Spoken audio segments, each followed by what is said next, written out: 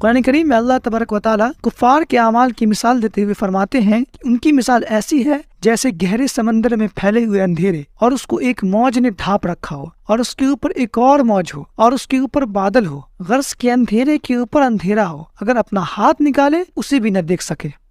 اگر آپ سمندر کے پاس جائیں گے تو آپ کو سمندر کی لہروں کے اوپر بادلوں کے چھاؤں نظر آئیں گے، لیکن اس میں کیا خاص بات، یہ تو آنکھ سے بھی نظر آتا ہے۔ مگر کیا خبر تھی کہ آنے والے وقت میں یہ چیز بھی پتہ چلے گی کہ گہرے سمندروں کے نیچے بھی ویوز ہوتی ہے۔ اوشینس ایک سائٹ ہے جس کے ایک آرٹیکل میں اسی موضوع کو بیان کیا گیا ہے، جس کا ٹائٹل ہے waves within the waves. یہ لفظ ایک دم قرآنی الفاظ کے موافق ہے، waves within the waves, موجون من فوقہ موجون، لہروں کے اوپر لہر۔ اس میں لکھا ہوا ہے کہ 1970 میں جا کر انٹرنل ویوز کو آفیشیلی پڑھا گیا، کیونکہ اس سے پہلے اس کو جانچنے کے انسٹرومنٹ موجود نہیں تھے، اور یہ انٹرنل ویوز آنکھوں سے نہیں دکھتے ہیں، اور لکھا ہے اس کو ڈھونڈنا ایسا ہی ہے جیسے برف کے طوفان میں سفید گھوڑے کو ڈھونڈنا۔ تو 1400 سال پہلے ریگستان میں رہنے والے کسی انسان کے لیے انٹرنل ویوز کے بارے میں جاننا کیسے ممکن تھا، اور یہ بھی جاننا کیسے ممکن تھا کہ سمندر کی تہہ میں اتنا اندھیرا ہوتا ہے کہ نیکڈ آنکھوں سے آپ اپنے جسم تک کو نہیں دیکھ سکتے۔ یقیناً یہ اللہ کی طرف سے ہے۔